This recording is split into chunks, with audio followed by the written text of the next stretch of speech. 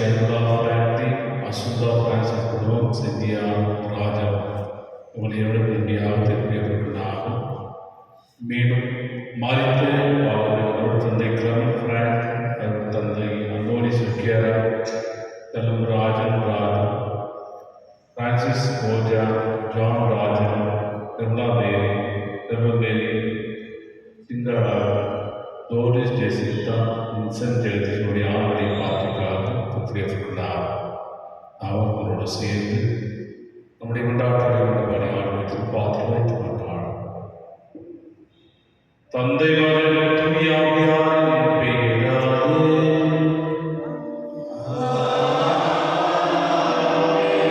நம் ஆண்டவராகிய இயேசு கிறிஸ்துவின் அருளும் கடவுளின் அருளும் தூய ஆவியாரின் நட்புறவும் உங்கள் அனைவரோடும் இருப்பதாக.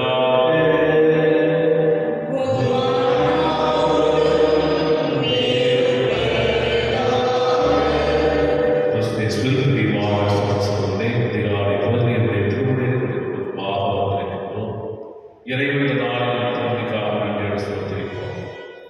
இறைவனின் அன்பும் இரக்கமும் ஒவ்வொரு மனிதன் மேலும் நிறைவாக இருப்பதை இன்றைய வாசகமாக வெளிப்படுத்துகிறது. அந்த இறைவனின் அன்பையும் இரக்கத்தையும் பிறவே காட்டி அதை பகிர்ந்து கொள்ள இறைவன் அழைக்கின்றார். இன்றைய வாசகம் முழுவதுமே நம்ம சிந்தனையில் நான் பிறருக்கு இரக்கம் காட்டுகிறேனா அல்லது பொறுமையோடு பொறாமை கொள்கிறேன், பிறரை பார்த்து வளர்ச்சியை பொறாமை கொள்கிறேனா என்ற சிந்தனையோடு நாம் இறைவனுக்கு ஏற்றுவாறு பழைய இறைவனை வேண்டி திருப்பதியாக திருப்பலித்திரம் ஒவ்வொருவருடைய குற்றங்கள் ஆகும் ஏற்று மனவளவோடு கண்டிப்பிக்கிறேன். எல்லாம் வல்ல இறைவனிடமும் சகோதர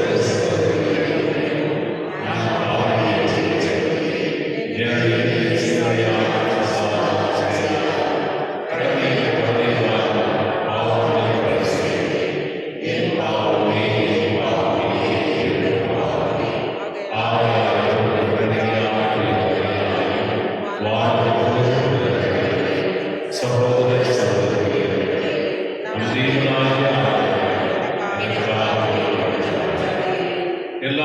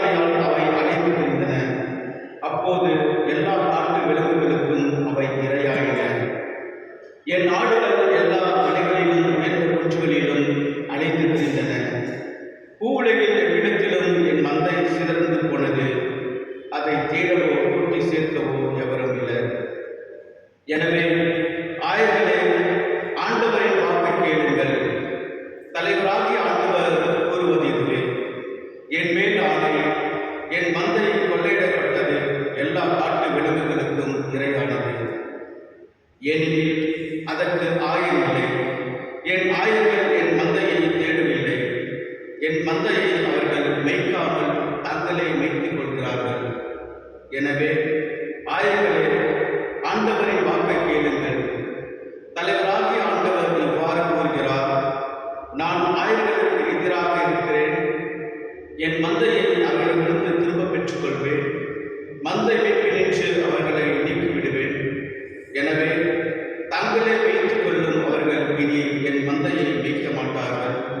அவர்கள் வாயினின்று என் மந்தையை மீட்பேன். அவை இனி அவர்களுக்கு உணவாக. எனவே தலைவராகிய ஆண்டவர் இவ்வாறு கூறுகிறார்: நானே என் மந்தையை தேடி சென்று பேணி காப்பேன்.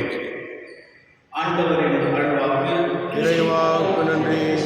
பதிலரை பல்லவி. ஆண்டவரே என் நாயர், எனக்கு ஏதும் குறையில்லை. ஆண்டவரே நாயர், எனக்கு ஏதும் குறையில்லை. ஆண்டவரே என் நாயர், எனக்கு ஏதும் குறையில்லை. பசுப்புல்வெளி மீது என்னை அவர் இளைப்பாற செய்வார். அமைதியான நீர்களுக்கு என்னை அழைத்து செல்வார். அவர் எனக்கு உயிர் அளிப்பார். ஆண்டவரே நாயர், எனக்கு ஏதும் குறையில்லை. தன் பெயருக்கேற்ப என்னை நீதி வழி நடத்துவார். மேலும் சாவின் சொல் பள்ளத்தாக்கில் நான் நடக்க நேர்ந்தாலும் நீர் என்னோடு இருப்பதால் எத்தீங்குக்கு மஞ்சினேன். ஆண்டவரே நாயர், எனக்கு ஏதும் குறையில்லை. என்னுடைய எதிரிகள் என் கண்முன்னே எனக்கு விருந்தினை ஏற்பாடு செய்கின்றேன். என் தலையில் நறுமணம் தைலம் பூசுகின்றேன். எனது பாத்திரம் நிரம்பி வருகின்றது. ஆண்டவரே நாயர், எனக்கு ஏதும் குறையில்லை. உண்மையாகவே என் வாழ்வில் எல்லாருக்கும் அருளும் நலமும் பேரன்பும் என்னை சூழ்ந்து வரும். நானும் ஆண்டவரின் இல்லத்தில் நெடுநாள் வாழ்ந்திருப்பேன். ஆண்டவரே நாயர், எனக்கு ஏதும் குறையில்லை.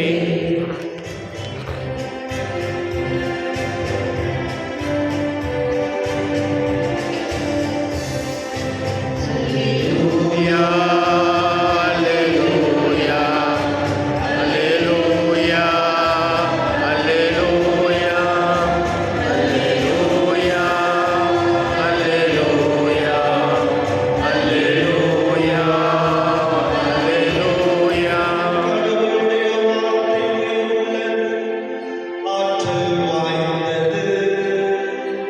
உள்ளத்தின் சிந்தனைகளையும் நோக்கங்களையும் சீர்தூக்கி பார்க்கிறது. அல்லேலூயா. அல்லேலூயா, அல்லேலூயா, அல்லேலூயா, அல்லேலூயா. ஆண்டவர்களோடு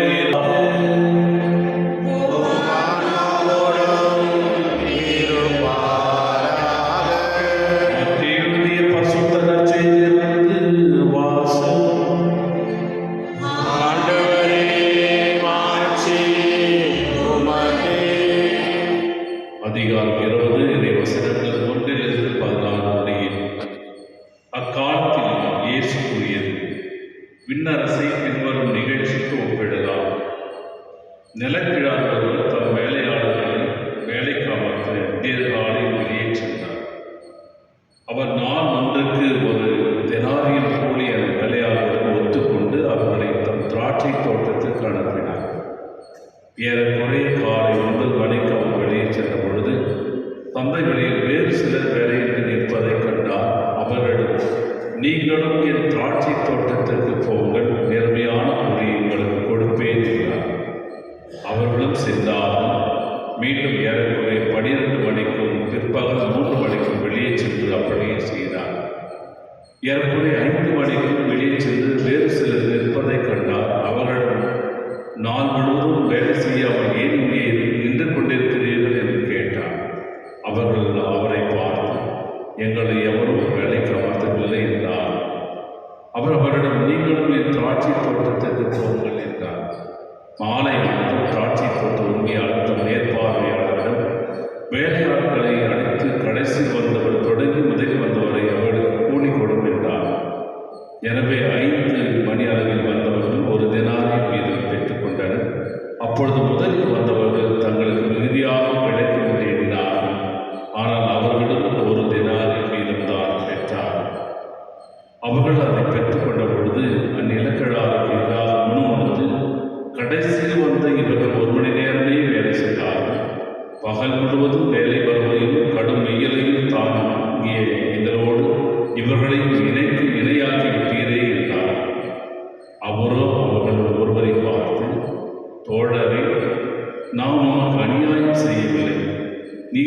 ஒரு தினாரின் கூலிக்கு ஒத்துக்கொள்ளவில்லையா? உமக்குரியதை பெற்றுக்கொண்டு போய்விடும். உமக்கு கொடுத்தபடி கடைசியில் இந்த இவருக்கு கொடுப்பது என் விருப்பம். எனக்குரியதை நான் என் விருப்பப்படி கொடுக்கக்கூடாதா? அல்லது நான் நல்லவனாய் இருப்பதால் வராமையா என்றார். இவ்வாறு கடைசியானோர் முதன்மையானோர், முதன்மையானோர் கடைசியானோர்.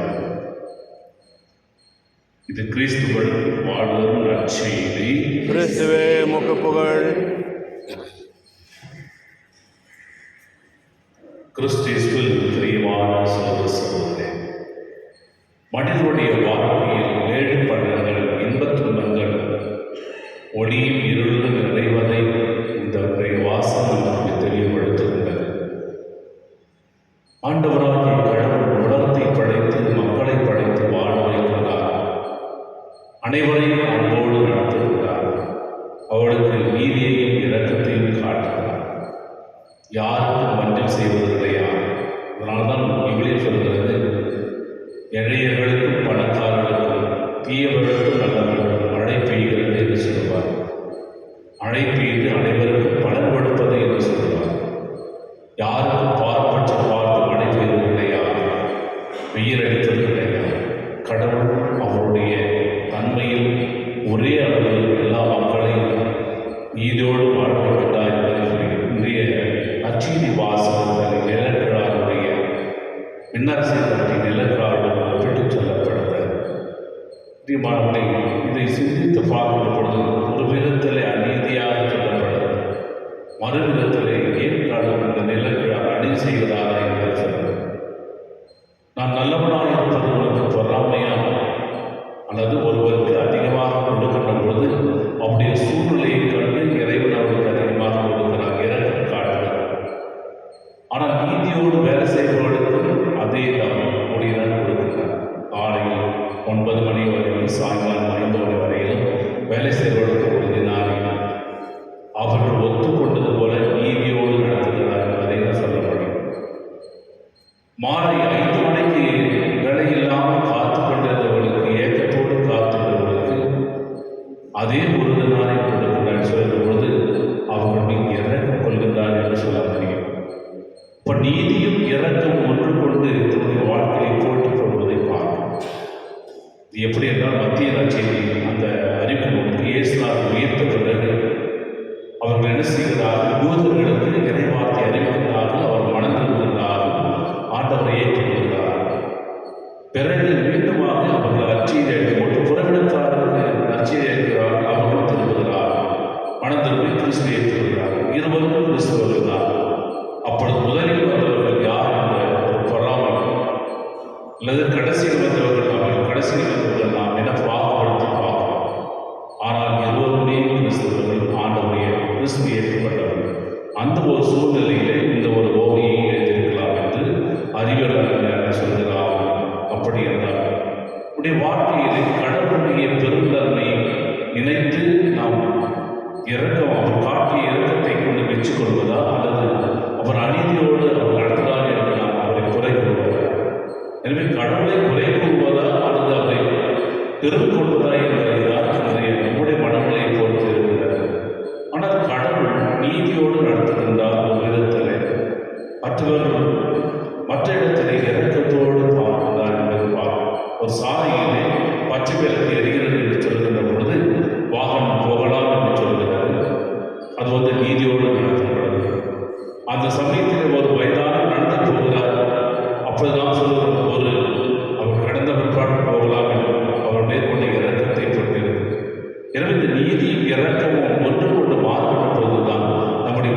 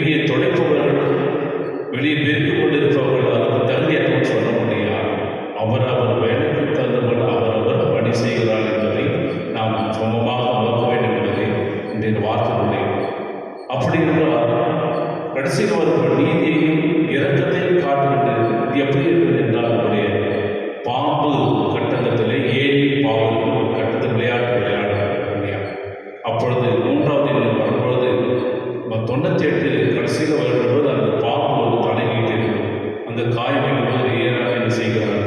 3வது கட்டத்தில் வந்து சேர்ந்தார். ஆனால் 5வது கட்டத்தில் இருக்கின்ற பொழுது நேராக 96 கட்டு ஏறி இருக்கிறது. அப்போ பாம்பு கடித்தவர்கள் எப்பொழுது கடிக்கும் என்று தெரியாது. ஆனால் மேலே ஏறுபவர்கள் எப்பொழுது ஏற வேண்டும் என்று தெரியாது. எனவே பாம்பு கடித்தவர்களும் ஏழை ஏறுபவர்கள் மாறி மாறி வாழ்க்கை அமைப்பை பார்க்கணும். அப்போ ஏழை படியில் ஏறுகிறவர்கள் என்ன செய்கிறார்கள்? நான் தான் என்று பொறாமல் கொள்கிறார்கள். பாம்பு கடித்தவர்கள் என்ன செய்கிறார்கள்? எனக்கு அதிர்ஷ்டமே கிடையாது, ஆண்டவர் ஏன் என்னை இப்படி வைக்கிறார் என்று கேள்வி வருகிறார். ஆனால் அவர்கள் வாழ்க்கையில் மக்கள் கடவுள் பிள்ளைகள் என்று ஒரே தருந்தார்கள். ஆனால் மனநிலை மாறுபடுகின்ற போது நாம் ஏன் இவ்வாறு வேறுபாடு காட்டுகிறோம் என்பதுதான் இன்றைய கேள்வி. பாருங்கள், பல லூக்காசியர் 15ஆம் அதிகாரம் என்ன சொல்லப்படுகிறது? மூதாரி மகன் என்ன செய்கிறார்? பணத்தை எடுத்துக்கொண்டு செலவு செய்கிறார்.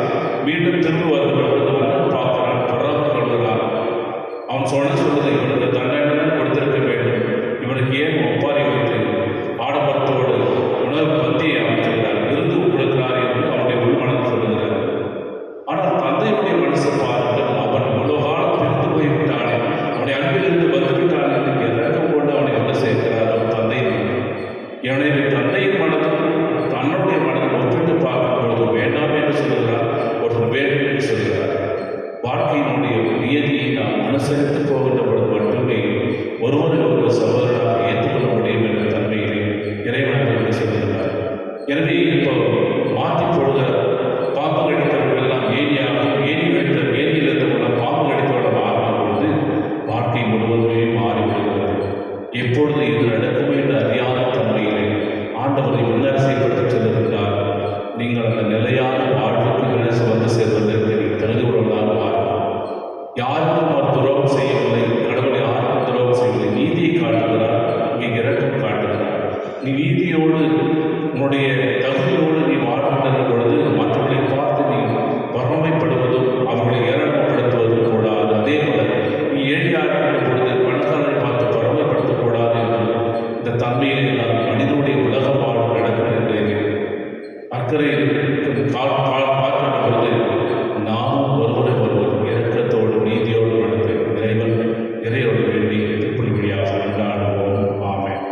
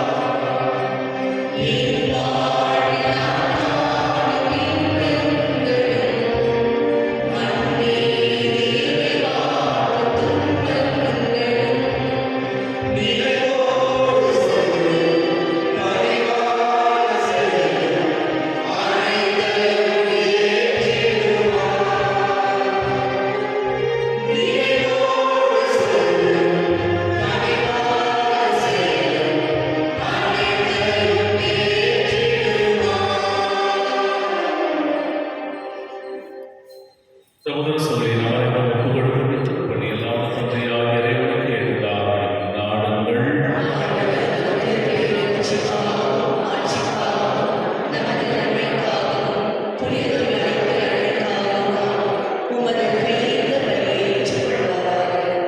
ஆண்டவரே, மாற்றிக்கு மாற்றங்களை ஏற்படுத்தும் எங்கள் காணிக்கைகளை ஏற்றவர். அதனாலே தவறுவற்றையே ஒப்புக் கொடுத்து உண்மையை நாங்கள் பெற்றுக்கொள்ள தகுதி பெறுவோம். எங்கள் ஆண்டவராகிய இயேசு கிறிஸ்து வழியாக உம்மை மன்றாடுகின்றோம்.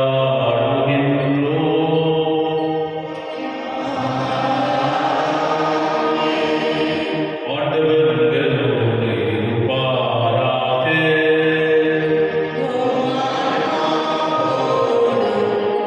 இருப்பாராக. இதயங்களை மேலே எழுப்புங்கள்.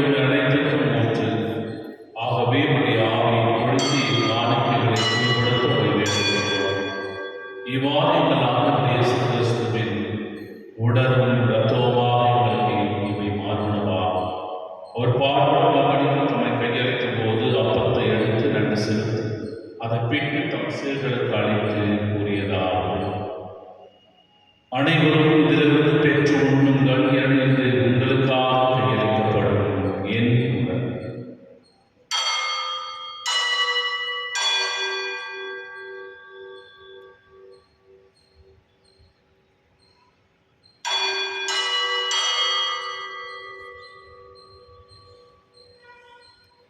அவனும் இரவு குழந்தை அறிவின் எண்ணத்தையும் எடுத்து மீண்டும் நன்றி கூறி தம் சேவர்களுக்கு அழைத்து அவர் கூறியதாவது: அனைவரும் இதிலிருந்து பெற்று பருகுங்கள், ஏனெனில் இது புதிய நிலையான உடன்படிக்கைக்குரிய இரத்தத்தின் இது பாவ மன்னிப்புக்கென்று உங்களுக்காகவும் பலருக்காக சிந்தப்படும். இதை என் நினைவாக செய்யுங்கள்.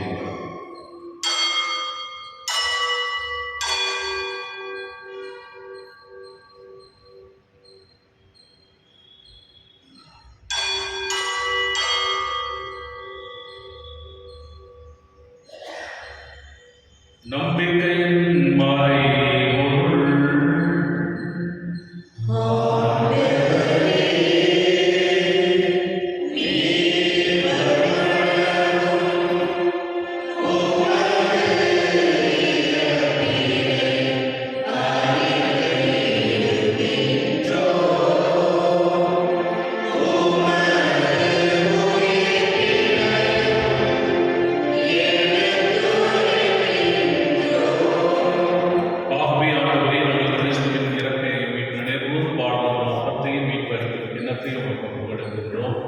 திருமண கோழிகளை தலைமுறை ஏற்றுக்கொண்டு எங்களுக்கு நன்றி செலுத்துகின்றோம்.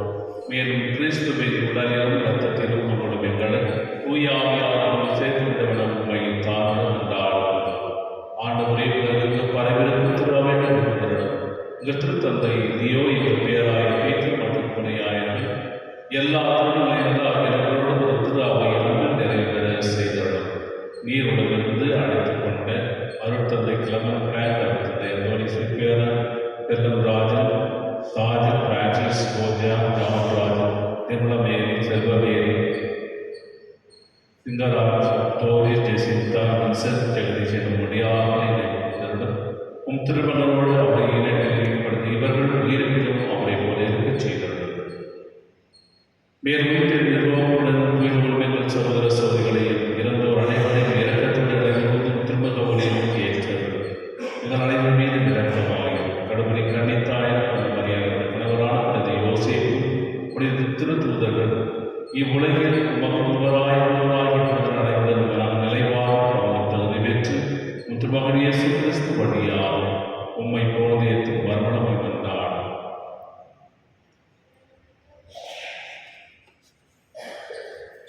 இவர் வழியாக இவருடைய எல்லாம் வல்ல இறைவனாகிய தந்தை தூய ஆவியார் ஒன்றிற்கு எல்லா புகழும் ஆட்சியும் என்றென்றும் உமக்கு உரியதே.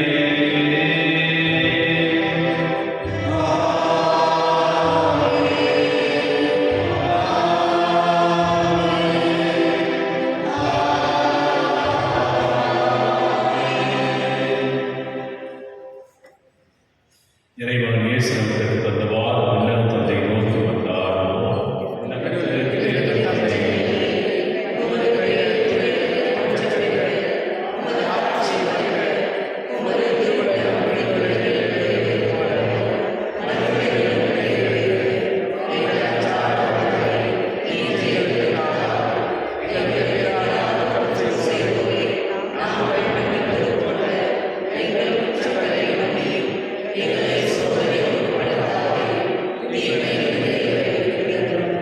ஆண்டவரே, தீமை அனைத்திலிருந்து எங்களிடமிருந்து எங்கள் வாழ்நாளில் அமைதியை கனிவுடன் கொண்டாடுகிறோம்.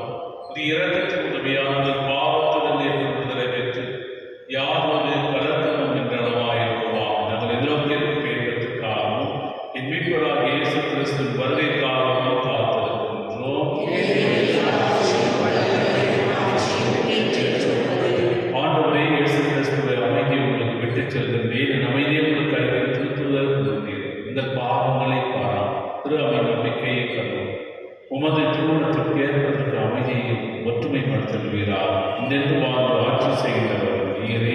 ஆண்டவருடைய அமைதி நடைபெறோடு இருப்பதாக. ஒருவருக்கு ஒருவர் இறைவன் தரும் அமைதியை பகிர்ந்து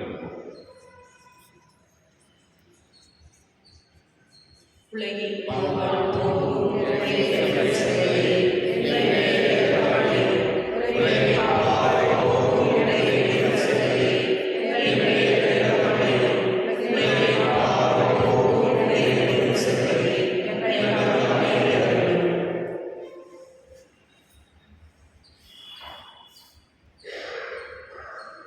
இதோ இறைவனின் செம்மறி, இந்த உலகின் பாவங்களை போக்குகின்றவர். செம்மறியின் விருந்துக்கு அழைக்கப் பெற்றோர் பேறு பெற்றோர்.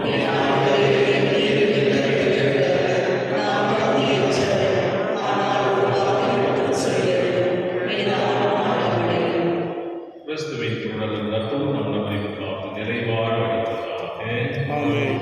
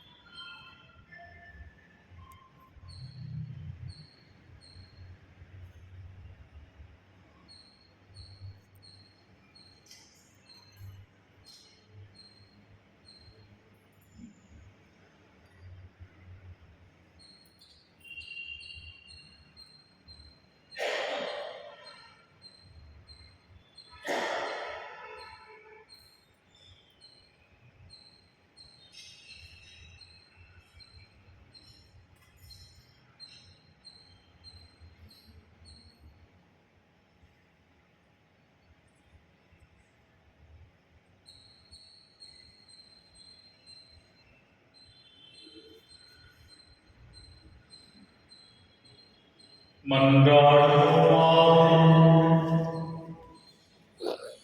ஆண்டவரே, உம்முடைய அருளால் கிறிஸ்துவுடன் இணைந்ததால் உமது கனிவை பணிவுடன் வேண்டுகின்றோம்.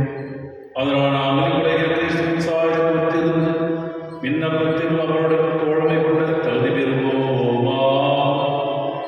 என்றென்று வாழ்ந்து ஆட்சி செய்தவர் வழியாக